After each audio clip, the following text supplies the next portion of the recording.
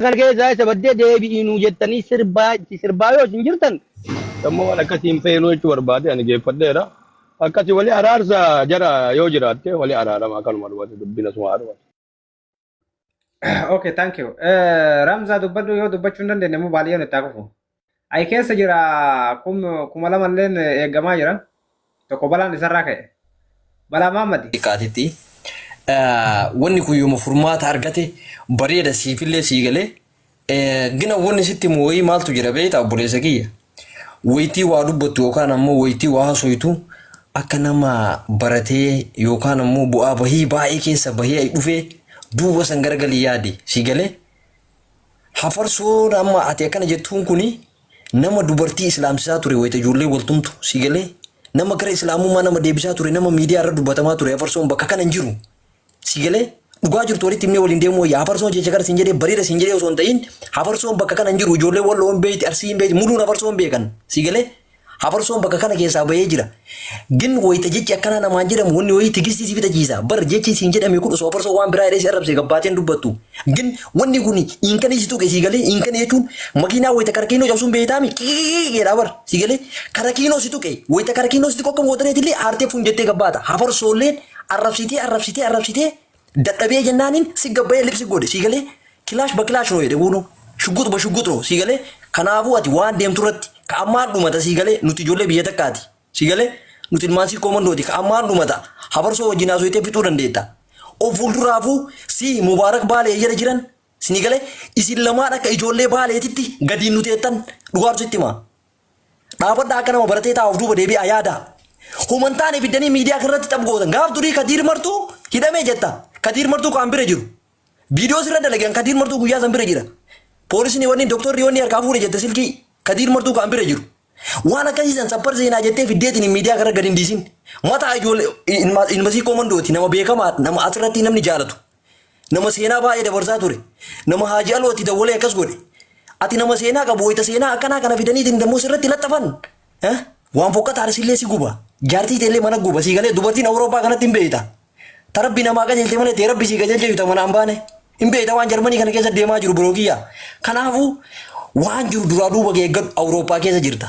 Suudi Arabiyaa akka farsoo san badoo keessa hin jirtu si galee.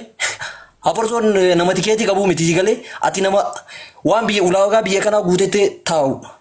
Kanuma siin jedha obboleessa kiyyan akkuma obboleessi kiyyaa siidhamaa kanaafuu gara furmaataatti deema. Dhaabadhu ilmaan baalee ijoollee irraa. Kanuma ajandaa keessaa gali. Thank you so much. Thank you. Gala tobi baay'ee okay. Okay, Muhammad Abdallah. Muhammad kana tokko kabalaan dhale. Waalaikum salaam warahmatullahi wabarakatuh. Itti kufi atillee nama Ahmad bin Balal faturraa ina arrabsa jette yaada kee Somaaliini gaafii irraa qabdullee waan barbaaddetu kun karra kana fayyadamu. Ani taayisaa irra kuteeti jechuun irra kutee amma itti heddummeessinu isaaniin gaafadhu waan gaafadhuun qabu isa irra kuteefan. An dhiiseef an diyyee illee naa dhiisuuf. Ayyee aganumaan. Okay, soorati kofi. Wallahi garaana nyaate. Assalamu alaikum warahmatullahi wabarakatuh. Undi keessan. Maal garaasi nyaata balaa kana guutuu namni dhale si sababii keetii gabbee si malikata dhee afarsaa lammaffaa jedheetiin afarsaa akka maqaan dhaame bara. Maqaa keetiin viidiyoo kee irraa balaan bu'e. Maal goona irraa deebin irraa akkuma inni dogongore anillee dogongoreeti haa jedhuuti dhiisa bas dogongore bas isa olee hin jennu maqinsa. Irraa deebi anillee dhiifama gaafadhe akkuma inni gaaf dura dogongore anillee dhiifama gaafadhe. Kalaas inni illee ammootu akka jechuu sana anatti qalate bas dhiisa amma irra kunna. Tiyyaruma kuta.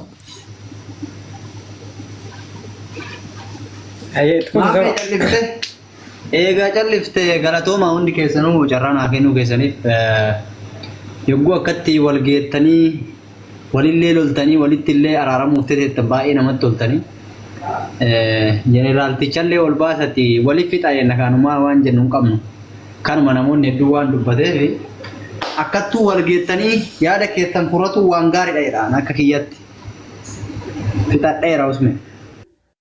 Hayyee galatooma ulfaadha amma na dubbata tokko yaada hundi isaaniitu dhiyeessaa jiran waa'ee araaraati malee waa'ee wal qabdee wal haafidduu tarkaanfii walirratti haa fudhattu gochi Ahmad godhe kuni gocha sirrii miti jedhanii ta'in namni hunduu dhaabbatu jira. nullee kanuma jenneetiniin Ahmadiin dura dhaabbanne anuu mataa kiyyaatitti fakkeenyaa fi anama hafarsaa wal beeynanii bakka inni jiru beekaa dalagaa kana naggalchee naannoo kiyya dalagaa ijoollee keenya wajjin dalagaa si galee waa hunda bahaa gala keenya wal beeyna jechuudha ulaa hunda garuu immoo wanni kun gaafa dubbatameetiniin hafarsaan gabbee dubbatullee biruma turellee illee waanuma kanaa gaafa akka itti arrabsanii turan viidiyoo sana argee viidiyoolee hedduu argee anaa kan sheer irra godhaa turan anillee isarra sheer godhaa ture si galee maddi rakkoo akka jiru dhugaa yoo dubbanna taate Ahmad Hafarsaa yeroo hedduu itti deddeebi'e. Yeroo hedduu itti deddeebi'ennaan Hafarsaan obsee sanboodan ofirraa gabbahee ofirraa waan garaa keessaa qabu aarii duraan qabu san hunda fayyadamee haleella irra raawwate. Sanirraa kan ka'e balaan kuni hanga kana qabbu jechuudha.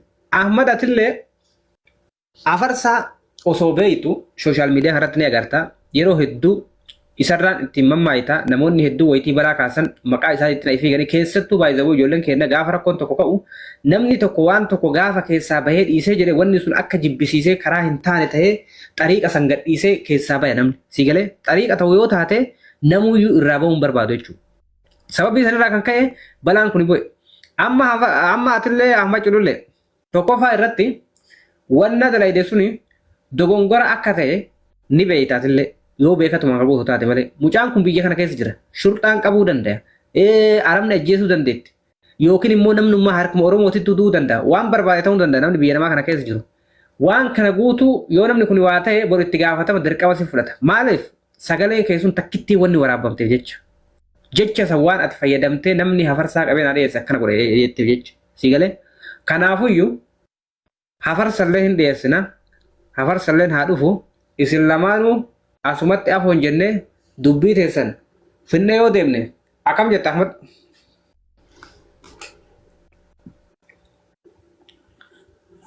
Araara kana fudhatta Ahmadatti?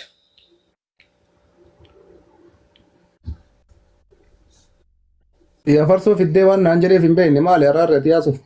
Abboo dhagaye Usmiyye Hafarsoolleen hin tuqin atillee Ahmad nagaa keetiin jiraadha. Araarri waa xiyyiitii walitti hin tokkosne. Ahmad amma yaa garaan gabaabaan kana Ahmadillee qabsoo fi itti fufee akka tasaa rakkoon jiraate qabsoon numa deebiti kanuma jechuu barbaade waa nama wallaalaa ta'anii bingaa bakka araara maal goona bakka adii sana. Okay. Qoy itti dawwalaa baqa. Naafi daadhee malee hin dinne. Ahmad rakkoo takka hin qabnu walirraa Ahmadi akkuma Hafarsoo bara guutuu arrabsee Hafarsoon aaree gabbee hijaanii Ahmad waggaa kana guutuu Ahmaduma Hamzaa malaaxaa maarreedhaa jiruu kadhataa jiraataa waan ismaa jeena raasoo argaa jirte hunda viidiyoo muraniiti samaaluma ta'e dhiiroo jeetuun viidiyoo aljee bira kutaa ani dhimma tokko illee irraan qabu waan inni viidiyoo narraa haasa'uuf hin beeku gisee hunda ajandaa wayii dhufa inni xulluf jee dhufe Hamzaa jiiqummaarreedhaan umajjaa takka ana Ahmad jiru viidiyoon takka miidiyaa kana gubbaan jirtu dhiiroo maaluma jeetumaan ignoor godhee bira kutaa amma ogaa inni kana Hafarsaa kana maqaa Hamzaa bakka hunda dhawoo eegale kana viidiyoo ijoolleen isaa waayettu kanaan bara isaatu akka nu godhe isaatu akka nuti qawwee binnu godhe maallaqa walitti buusee guruppiin ijoolleen hin jenne viidiyoo saniin fuudhee maxxanse amma inni isaan maa viidiyoo itti maxxansita jee darana ammaas beljeefa dur na tuttuqaa ture fuudheetiin viidiyoo san maxxanse yaani nama baay'ee bira geesse viidiyoo nagaan maxxanse saniifi viidiyoo tiyya maxxansa ammaas jee lola jalqaba ifumaaf dhufee galgalaa ganama maqaa kiyya kaasee ajandaa wayii dhufnaan maqaan Hamzaa keessaan badu warra Kaayiroo kun qabnaan maqaan Hamzaa keessaan badu saboo maaluma rakkate kanarraa jeetumaan hagas reefu dubbadhe malee an dhimma tokko irraan qabu akkuma dur usettiin usee deeman ammallee waan takka waan biraatii miti gama kiyyaan gara takka rakkoon hin jiru fidaatuma isaa walitti araarsa.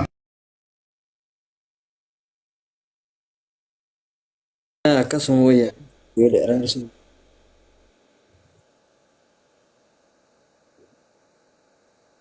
Kissiin baay'ate akka kissiin xiqqaamta too.